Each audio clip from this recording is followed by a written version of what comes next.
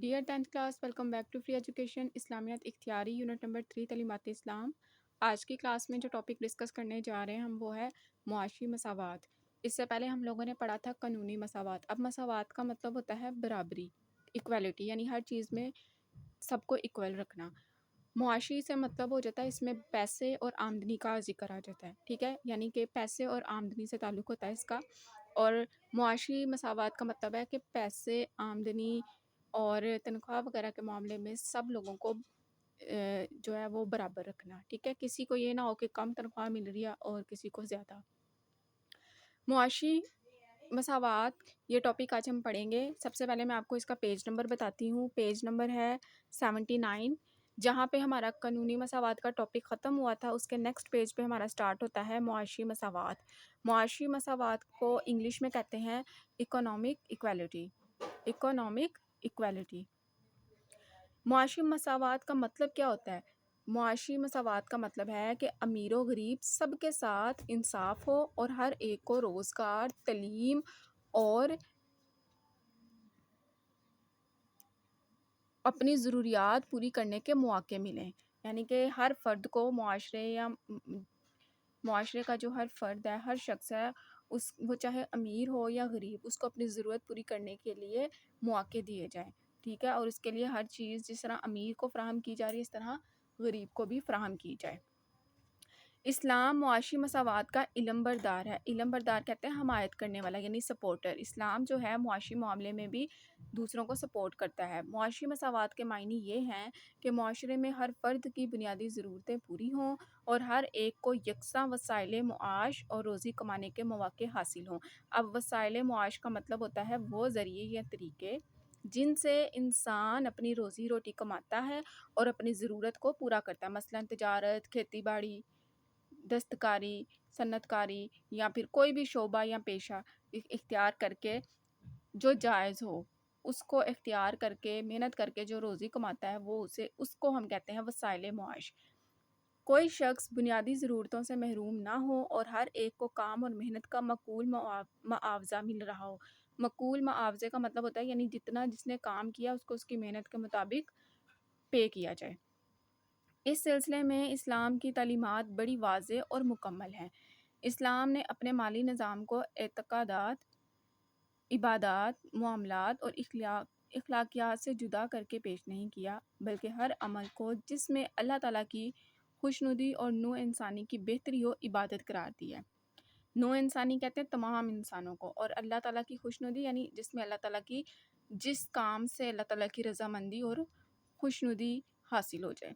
اسلام کی نظر میں جائز ذرائع سے مال و دولت حاصل کرنا اور اس کے ذریعے اپنی بنیادی ضرورتیں پوری کرنا اور غربت و افلاس کا خاتمہ کرنا قابل تعریف کام ہے اور بہت بڑی نیکی ہے، یعنی کہ محنت کر کے جائز کا رزق کما کے اپنی ضروریات زندگی کو پورا کرنا، اور نہ صرف اس سے اپنی زندگی کی ضروریات پوری ہوتی ہیں بلکہ محنت کر کے انسان اپنی غربت کو بھی ختم کر سکتا ہے، تو اسلام اس چیز کو پسند فرماتا ہے۔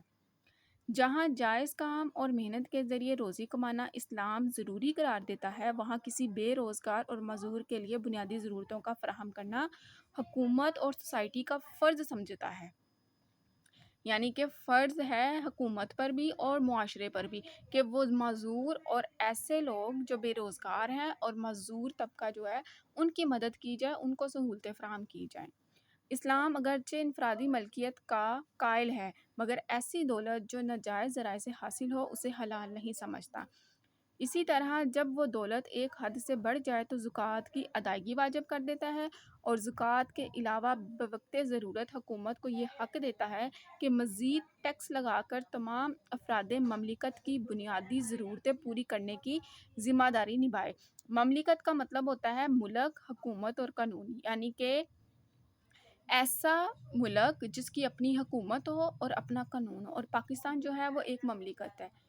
پاکستان ایک اسلامی مملکت ہے، ایک آزاد مملکت ہے جس کی اپنی حکومت ہے، اپنے قوانین ہیں۔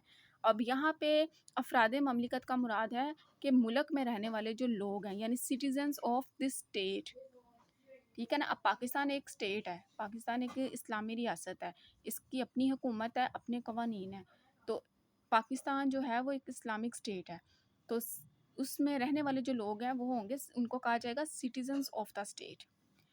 مزید ٹیکس لگا کر تمام افراد مملکت یعنی ملک یا ریاست میں رہنے والے جو لوگ ہیں ان کی بنیادی ضرورتیں پوری کرنے کی ذمہ داری نبھائے۔ اسلام اپنے معاشی نظام کی بنیاد درج ذیل حقائق پر رکھتا ہے۔ نمبر 1، کائنات کی ہر چیز اللہ تعالیٰ کی ملکیت ہے اور حقیقی حاکم اور مالک اللہ تعالیٰ ہے۔ جو کچھ کسی کے پاس ہے وہ اللہ تعالیٰ کی امانت ہے اور اس میں اللہ تعالیٰ کے احکام کی روشنی ہی میں تصرف کا حق ہے۔ اب ارشاد باری تعالیٰ ہے، ارشاد باری تعالیٰ مطلب اللہ تعالیٰ فرماتے ہیں سورۃ بقرہ میں، للہ ما فی السماوات و ما فی الارض، اللہ کے لیے ہے جو کچھ آسمانوں میں ہے اور جو کچھ زمینوں میں، یعنی کہ اللہ تعالیٰ نے قرآن پاک میں فرمایا کہ جو کچھ زمینوں میں ہے، جو کچھ آسمان میں بنا وہ سب اللہ کے لیے ہے۔ اب تصرف کا کیا مطلب ہوتا ہے؟ تصرف کا مطلب ہوتا ہے کہ کسی چیز پر اختیار رکھنا، یعنی کسی چیز پر کسی بھی چیز پر آپ کی اتھارٹی ہونا، کنٹرول ہونا، وہ چیز آپ کے کنٹرول میں اور آپ چاہیں اس کے ساتھ، مطلب فار ایگزامپل ایک موبائل ہے، ٹھیک ہے، وہ آپ کے کنٹرول میں، آپ اس کے اوپر اپنا حق رکھتے ہو، آپ اس کو سیل کرو یا کسی کو دے دو یا بغیر پیسوں کو دے دو، یہ آپ کی مرضی ہے، آپ اس چیز کے بارے میں کیا فیصلہ کرتے ہو، یعنی کسی چیز کے اوپر مکمل حق رکھنا اور اس کے بارے میں خود فیصلہ کرنا اور جو چاہے فیصلہ کرنا، اس کو کہتے ہیں تصرف۔ اب یہاں پہ بتایا گیا ہے کہ اللہ تعالیٰ کے احکام کو سامنے رکھتے ہوئے جو ہے اللہ تعالیٰ کی دی ہوئی نعمتوں کے اوپر انسان اپنا حق جو ہے وہ جتا سکتا ہے، جبکہ یہ بھی ایک طرف بیان کر دیا گیا کہ جو کچھ آسمان اور زمین میں ہے وہ سب اللہ تعالیٰ کا ہی ہے۔ انسان جو ہے وہ اللہ تعالیٰ کے احکام کو سامنے رکھتے ہوئے، اللہ تعالیٰ نے جو حکم دیا اس کو سامنے رکھتے ہوئے کسی بھی چیز کے اوپر جو ہے وہ تصرف کا حق رکھتا ہے۔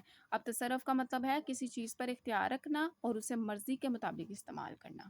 یہاں پہ ہمارا جو ٹاپک ہے معاشی مساوات، اس کا پارٹ 1 مکمل ہو گیا ہے۔ Stay connected and stay blessed.